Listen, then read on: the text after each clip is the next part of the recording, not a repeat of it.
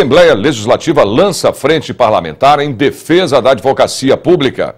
A iniciativa é do deputado Fernando Capês, do PSDB. A frente parlamentar tem o objetivo de reunir esforços na criação de um fórum permanente de discussão sobre a advocacia pública, capaz de criar e propor medidas que fortaleçam esse relevante setor do Estado. A frente parlamentar é absolutamente necessária. A advocacia pública tem crescido muito, não só no Estado de São Paulo, como no país como um todo. Então, essa frente vem a reunir as lideranças parlamentares em torno dos interesses mesmo da advocacia pública, que estão crescendo cada vez maior.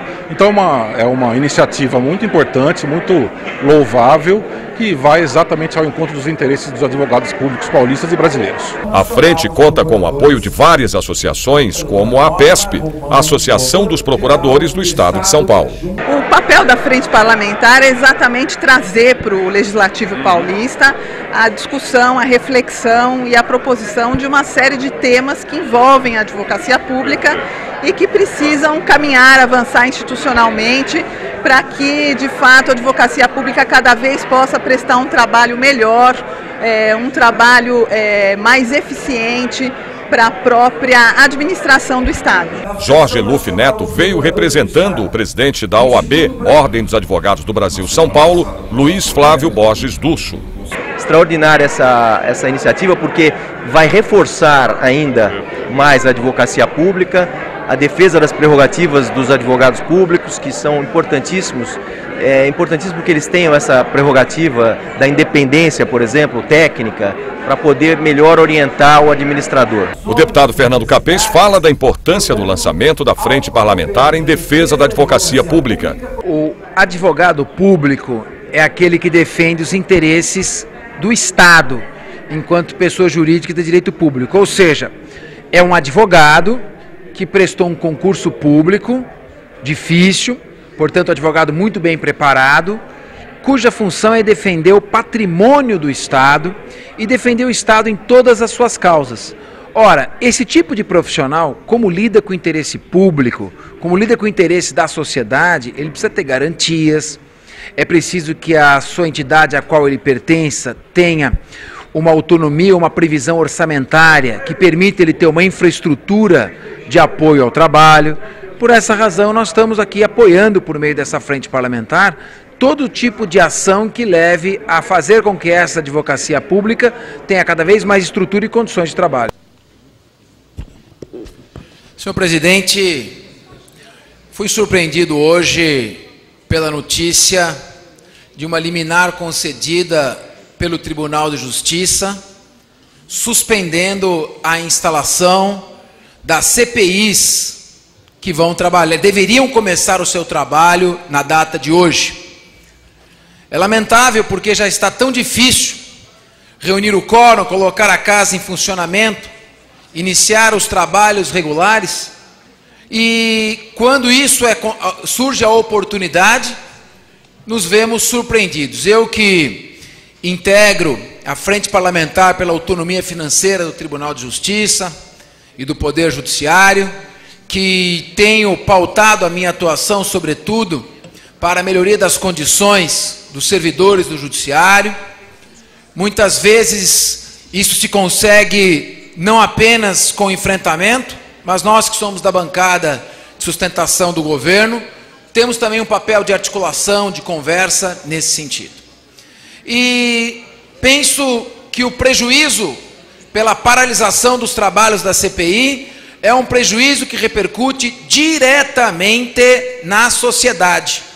No que diz respeito à Comissão Parlamentar de Inquérito, por nós solicitada, reunimos o número regimental de assinaturas, indicamos o objeto para a investigação e obtivemos a possibilidade de instalar esta CPI na data de hoje. Recuso completamente esta afirmativa de que nós requeremos a instalação desta CPI para sabotar, prejudicar qualquer tipo de investigação que venha a ser feita contra o governo. Nós solicitamos a instalação desta CPI, que é a CPI dos planos de saúde, como já havíamos solicitado no mandato anterior, a CPI das seguradoras de automóveis, por vislumbrar graves danos à população que busca, na saúde complementar, a qualidade no atendimento que não tem na prestação da saúde pública. Encaminhamos o ano passado, no dia 3 de setembro de 2010, quando nem se iniciara, estávamos aí há mais de 6 meses do início do novo mandato, ainda nem sabíamos se retornaríamos a esta casa ou não, já havíamos ingressado no Ministério Público Federal com uma representação apresentada ao Procurador da República de tutela coletiva da capital em São Paulo, contra o flagrante descaso dispensado pelas empresas que atuam no ramo de saúde suplementar aos médicos, no caso específico a ginecologistas e obstetras, mas a todos os médicos, fato esse que pode acarretar a inviabilidade no exercício da medicina conveniada nesta unidade da federação, prejudicando os interesses dos usuários dos planos de saúde privados, em última análise de toda a população. No último dia 7 de abril, médicos de convênios iniciaram um movimento de paralisação dos seus trabalhos, em razão dos irrisórios repasses de honorários que são feitos pelas operadoras dos seguros de saúde. Esta não é uma questão que diz respeito ao interesse da categoria dos médicos, mas ao interesse da população usuária dos planos de saúde. Trata-se de um tema de alta relevância. E eu agora vou começar a expor algumas dessas questões aos senhores. Vamos à matéria veiculada pela imprensa. Médicos de todo o Brasil denunciam interferências de planos de saúde. Vamos lá. Prejuízos aos pacientes e aos profissionais são gritantes e inaceitáveis, atingindo os 26 estados brasileiros e o Distrito Federal. Vamos descendo um pouco. Mas pesquisa do Instituto Datafolha, pesquisa do Instituto Datafolha, encomendada pela Associação Paulista de Medicina, AMB, revela que 92% dos profissionais sofrem diversos tipos de pressão e interferência. O índice varia de 90% a 95% nas 5 regiões do território nacional. Além disso, cerca de 2 em cada 10 entrevistados afirmam que esta é uma conduta comum a todos os planos ou seguros saúde. Para ganhar tempo, nós temos um tempo limitado na tribuna, eu vou explicar para vocês o que acontece, algumas das práticas. Algumas das denúncias que nós apresentaríamos aqui e iremos apresentar tão logo esta CPI seja instalada. Pacientes que começam a ter um crescimento, um volume diferente na região da tireoide, cujo exame clínico aponta para a possibilidade de tumor. O exame clínico aponta a necessidade de um exame mais aprofundado para a comprovação de que há possibilidade de aquele paciente esteja com um tumor e necessite, portanto, de tratamento de cirurgia. Os planos de saúde, ou a operadora no caso, cria obstáculos, retarda a realização deste exame. Quando o exame é feito muito tempo depois, confirma-se o diagnóstico de tumor. E aí há uma nova batalha para se autorizar a cirurgia. Sabe com que objetivo? O objetivo de tornar desnecessária a internação numa UTI ou desnecessária a cirurgia, pois se sabe qual é o prognóstico desse tipo de doença. Portanto, quanto mais tempo se ganhar, quanto mais se retardar a intervenção do seguro, tanto a maior possibilidade do paciente entrar em óbito e dispensar o tratamento.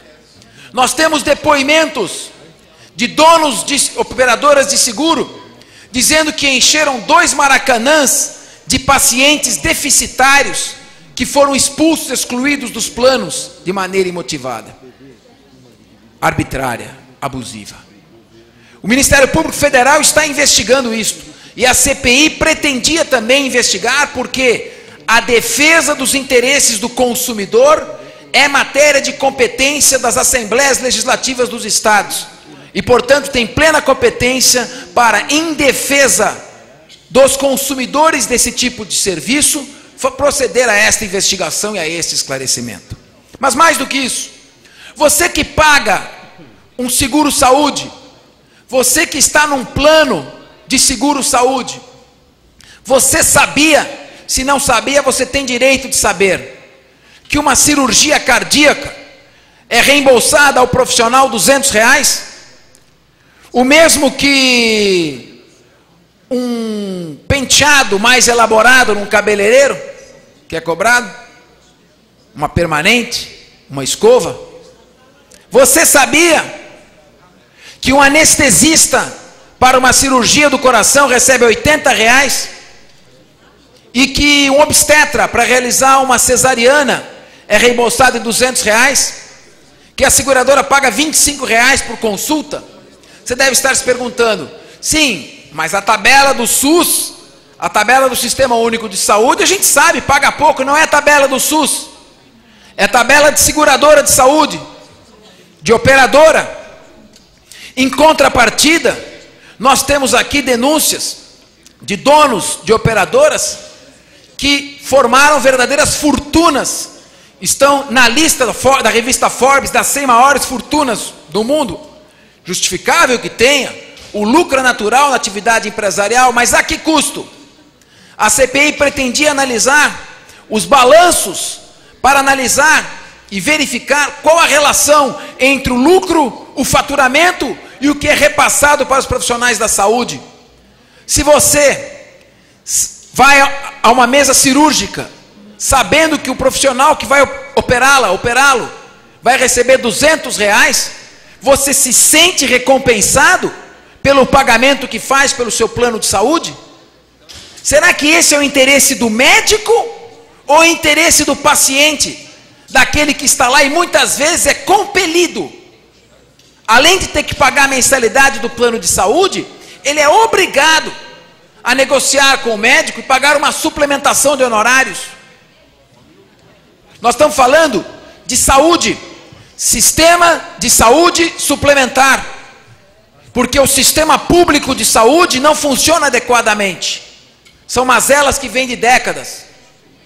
Então as pessoas se organizam para buscar o sistema de saúde suplementar, que também não está funcionando. E é isso que nós pretendemos investigar. Me parece, a partir do momento que os requisitos formais estão preenchidos, me parece que os deputados desta casa têm direito de buscarem as investigações daqueles casos que entenderem relevantes.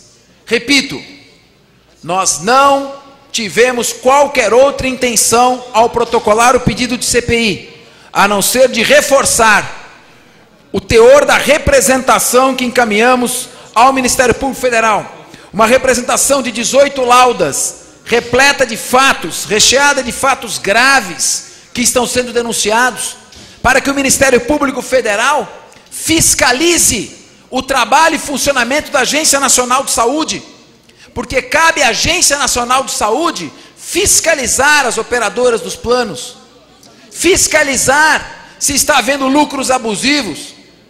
Cabe a esta casa legislativa, como conclusão da CPI, por exemplo, apresentar a proposta de um projeto de lei que proíba que a operadora de plano de saúde descredencie imotivadamente o médico, porque as operadoras, quando os médicos se movimentam para protestar, ameaçam descredenciá-los, silenciando-os pela força. Um projeto de lei proibindo descredenciamento imotivado poderia ser uma das conclusões dessa comissão parlamentar de inquérito aqui no âmbito do Estado de São Paulo. Portanto, entendemos que o sino deve bater para os dois lados, devem ser ouvidas todas as partes, a fim de que todos os argumentos sejam sopesados. Muitas vezes, a psicologia diz que é o efeito da primazia. Quando se ouve um lado só, forma-se uma convicção sem ouvir o outro lado. E é importante notar que a nossa CPI, que não foi tratada com respeito pelos órgãos de imprensa, por alguns órgãos de imprensa, não é uma CPI instalada para brincar. É uma CPI séria que pode contribuir sim para a melhoria no atendimento de pessoas. Só este fato, e já estou encerrando, senhor presidente, só este fato já justificaria por si só uma CPI. Uma paciente com diagnóstico de tumor, tendo retardado o atendimento, a cirurgia, a internação, pelos motivos mais nefastos possíveis, a ganância. Portanto, nós esperamos que essa decisão seja revista e a casa, que já aqui, entrando no mês de maio, ainda não constituiu nem as suas comissões permanentes, possa começar a funcionar. Que esta casa possa começar a votar projetos de lei apresentados por deputados estaduais.